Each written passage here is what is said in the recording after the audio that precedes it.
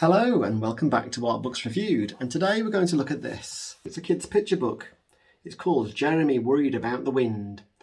It's published by Nosy Crow. It's been written by Pamela Butchart and it's illustrated by Hindley. So yeah, my kids love these Pamela Butchart books about Izzy and her friends and all the shenanigans that they get up to at school. I think they've got all of the books from this series.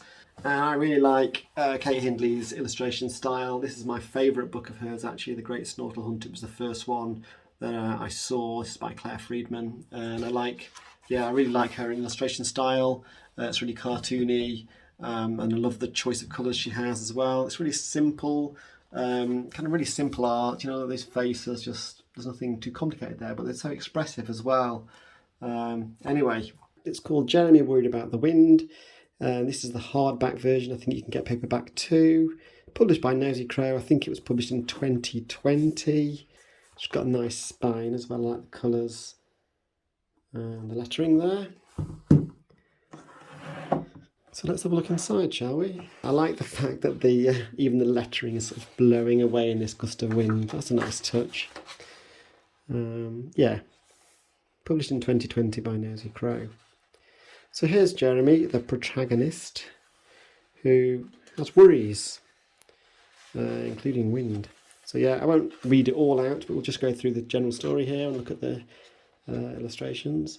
So he's a worrier, this Jeremy. He's got various worries about stuff, dinosaurs, shoe-eating worms, you know, the lot, including squirrels, and getting his coat stuck on and things. And if he ate a spotty banana, what would happen?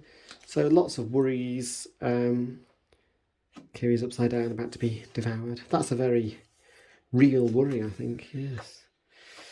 But his main worry is obviously about the wind. He's very frightened of the wind. He could blow away and all kinds of crazy stuff could happen when it comes to wind.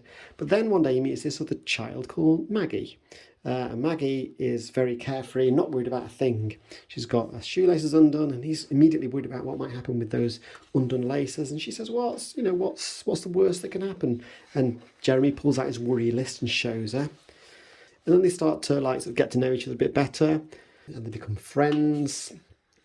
And, you know, basically one day they're together and it's very windy outside and Maggie wants to go and play. And Jeremy's not keen on this idea. This is his worst fear, isn't it? There's a worm blowing away in the wind. But Maggie loves the wind and she won't listen to Jeremy. She just wants to go out. But Jeremy's got this protectiveness about his new friend Maggie. He wants to look after her and make sure she doesn't get into trouble because she doesn't seem to have a fear sensor. So he goes out, but unfortunately he's got this big coat on and it gets caught in the wind. It gets dragged away along with squirrels and tennis rackets and stamps and whatnot.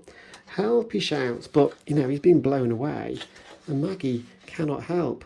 And then what's really nice about this book is you get these several spreads of just what basically happens to Jeremy from this point on. There's no story, you just look at this. So he gets blown away, sort of lands on a sleigh, there's some wolves pulling him, he goes over here. Look, I just like the fact that you can then just have a good look at these pictures and sort of make up the own narration in your head, I guess. He's on a narwhal there, there's some pirates, lands there, they're not particularly friendly, they chase him.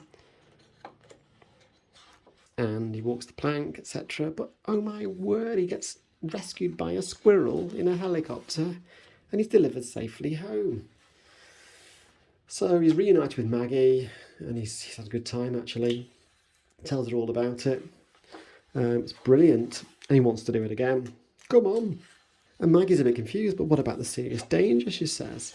Well, what's the worst that can happen, replies Jeremy. And it's such a nice ending, and off they go on that dinosaur thing. Yeah, and I really like, you know, the story. It's simple, short, illustrations are amazing, as I keep saying. Just like the colours that Kate Hindley uses, nice sort of pastels. Like the fact she has this mix of sort of line art around sort of characters' bodies, but then also mixed with sort of fur or hair. Yeah. Nice greens, blues, as I say, the colours are really good. But the message is great, isn't it? So it's just about two kids who've got slightly different views. They've got a slightly different take on what it is to worry or not worry. They become friends and it's got a nice, happy resolution as well. So it's a great book and I definitely recommend it.